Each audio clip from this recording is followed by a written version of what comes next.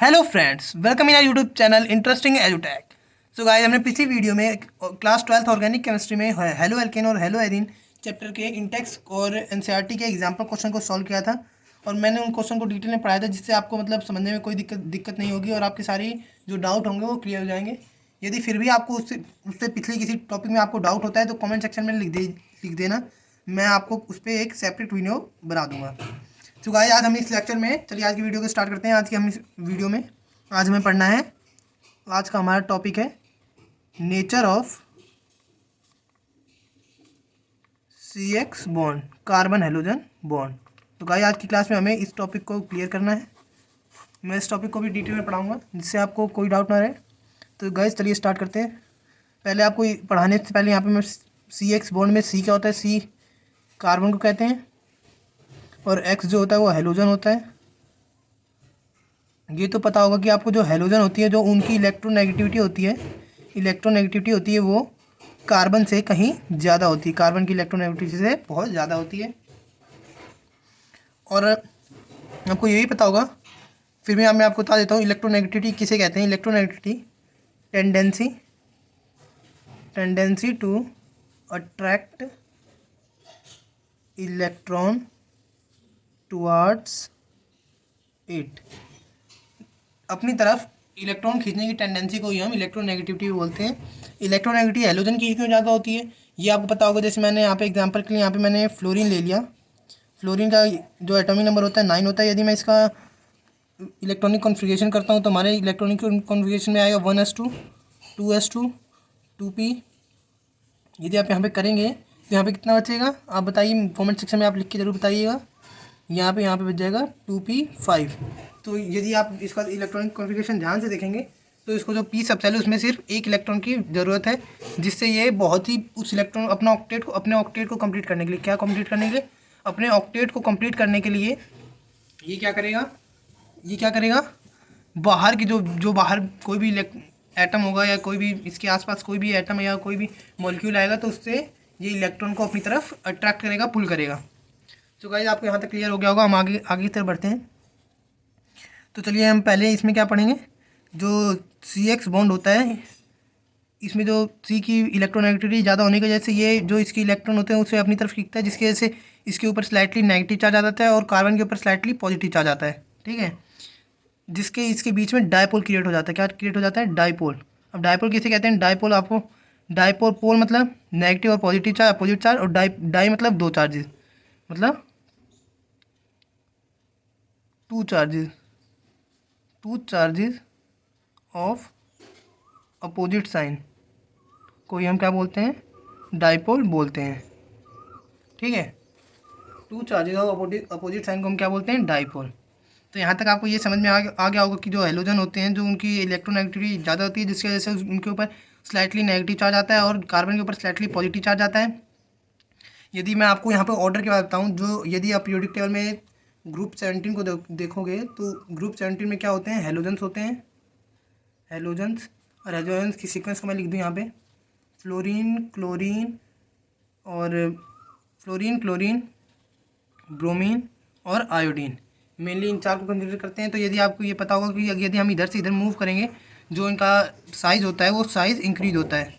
ये भी पता होगा कि आपको कि यदि साइज़ इंक्रीज़ होता है तो बॉन्ड लेंथ भी इंक्रीज़ होगी। यदि कार्बन कार्बन की वजह से मैंने यहाँ पे CF CCl CBr और CI बना दिया। तो यहाँ पे देखिए, यदि जैसे जैसे आप इधर से इधर मूव करेंगे बॉन्ड लेंथ इंक्रीज़ होगी तो ये साइज़ इंक्रीज़ होगा। जो इसके ऑर्डर होगा, मतलब जो ऑर्डर होगा वो इसका डिक्रीज़ होगा। मतलब सबसे क्या कहते हैं इसको मैं, bond dissociation enthalpy, bond dissociation enthalpy bond dissociation enthalpy का ऑर्डर क्या हो जाएगा? जैसे जैसे हम इधर मूव करेंगे लेफ़्ट टू राइट, साइज़ बड़ा होगा, साइज़ बढ़ेगा, जो ईजिली ये बॉन्ड टूट जाएगा, ये जो बॉन्ड है वो ईजिली ब्रेक हो जाएगा। ठीक है, फ्लोरीन का साइज़ सबसे छोटा है, इसलिए इसकी जो बॉन्ड डिसोसिएशन इंथैल्पी होती है वो सबसे ज़्यादा होती है, फिर क्लोरीन की होती है, फिर ब्रोमीन की और फिर आयोडीन की। तो यहाँ तक आपको समझ में आ गया होगा। सेकंड टॉपिक पे आते हैं। अब सेकंड पे हम क्या, order of dipole. Order of dipole, order of dipole strength, ठीक है। ऑर्डर ऑफ डायपोल स्ट्रेंथ, जैसे मैंने आपको यहाँ पे बताया था, यहाँ पे स्लाइटली पॉजिटिव, यहाँ पे स्लाइटली पॉजिटिव और स्लाइटली नेगेटिव चार्ज आता है, जिसकी वजह से अब डायपोल का फॉर्मूला मैं आपको पहले बता दूँ। डायपोल को हम म्यू से रिप्रेजेंट करते हैं, जिसका फॉर्मूला होता है चार्ज इनटू में डिस्टेंस। और ये चार्ज क्या होता है, जो इनके ऊपर चार्ज, वैसे हेलोजन के ऊपर नियरली हम उसके ऊपर 1 चार्ज होता है, 1 नेगेटिव और 1 पॉजिटिव चार्ज आता है, लेकिन यदि आप किसी और के केस में भी लेंगे तो हम सिंपली यहाँ पे स्लाइटली पॉजिटिव और स्लाइटली नेगेटिव चार्ज से रिप्रेजेंट करेंगे। और जो डी होता है वो मैग्नीट्यूड ऑफ डिस्टेंस होता है किसके बीच में, CX बॉन्ड के बीच का। तो यदि आप सिंपली देखेंगे, जो म्यू होता है वो डायरेक्टली प्रोपोर्शनल होता है डी के, किसके डायरेक्टली प्रोपोर्शनल होता है, डी के। यदि डी बढ़ेगा तो म्यू भी बढ़ेगा, ठीक है। इसके अकॉर्डिंग आप देखोगे, इसके अकॉर्डिंग यदि आप देखोगे, जैसे जैसे डी बढ़ेगा वैसे वैसे डायपोल मोमेंट, जैसे जैसे डी बढ़ेगा वैसे वैसे डायपोल मोमेंट, जल्दी बताओ, जैसे जैसे डी बढ़ेगा वैसे वैसे डायपोल मोमेंट घटेगा, ठीक है। सो गाइज, मैं आपको पहले इसका ऑर्डर बता देता हूँ। यदि आप पहले आप नॉर्मली आपने पढ़ा नहीं होगा तो आप इसका क्या ऑर्डर बताएंगे, जैसे इसका आप ऑर्डर ये बताएंगे, जैसे यहाँ पे मैंने यहाँ पे लिख दिया CFCCl CBr एंड CI, तो आप इसका ये ऑर्डर बनाएंगे, ठीक है। लेकिन जो ये ऑर्डर होता है ये गलत होता है, जो इसका सही ऑर्डर होता है, इसका सही ऑर्डर यहाँ पे ये होता है। अब ये ऐसा क्यों होता है, वैसे ये जो डाटा है ये एक्सपेरिमेंटल डाटा है। कौन सा डाटा है, ये एक्सपेरिमेंटल डाटा है, लेकिन फिर भी मैं आपको इसका एक लॉजिक बता देता हूँ जिससे आप इसे याद रखने में आसानी होगी। तो चलिए मैं आपको बता देता हूँ। यदि जैसे जैसे आप इधर मूव करेंगे, जो फ्लोरीन होता है, क्या होता है, फ्लोरीन की जो पूरी पीरियोडिक टेबल में क्या होती है, सबसे हाईएस्ट इलेक्ट्रोनेगेटिविटी होती है, सबसे हाईएस्ट इलेक्ट्रोनेगेटिविटी होती है। और जो क्लोरीन होती है, क्लोरीन की सबसे ज़्यादा क्या होती है, इलेक्ट्रॉन गेन इंथैल्पी होती है, ठीक है। क्लोरीन की सबसे ज़्यादा हाईएस्ट होती है इलेक्ट्रॉन गेन इंथैल्पी, और फ्लोरीन की क्या होती है, सबसे हाईएस्ट होती है इलेक्ट्रॉन नेगेटिविटी। सो गाइस, यदि आप यहाँ पे देखेंगे, यदि मैं आपको एक सिंपल सा ऑर्डर समझाने के लिए आपको यदि बताऊँ, यदि आप इधर से मूव करेंगे, जो बॉन्ड ऑर्डर होता है, बॉन्ड ऑर्डर इंक्रीज होता है, लेकिन जब आप फ्लोरीन से क्लोरीन तक जाएंगे, जो इसका बॉन्ड लेंथ होता है वो इंक्रीज होता है और वो डोमिनेंट हो जाता है, जिसकी वजह से जो क्लोरीन की जो डायपोल मोमेंट जो डायपोल का स्ट्रेंथ होता है वो फ्लोरीन से ज़्यादा होता है। यदि आप क्लोरीन के आगे जाएंगे तो उसकी यहाँ पे डिस्टेंस को छोड़ के जो डिस्टेंस का मैग्नीट्यूड होता है वो ज़्यादा डोमिनेंट नहीं होता है, जो इलेक्ट्रोनेगेटिविटी होती है वो ज़्यादा डोमिनेंट हो जाती है। इस वजह से हमारे पास ये ऑर्डर निकल के आता है। गाइस, ये इंपॉर्टेंट क्वेश्चन है जो कि अधिकतर बार पेपर में पूछा गया है, तो ये आपको याद रखना पड़ेगा, और ये बहुत बोर्ड्स में भी आया हुआ है, तो आई होप आपको ये समझ में भी आ गया होगा।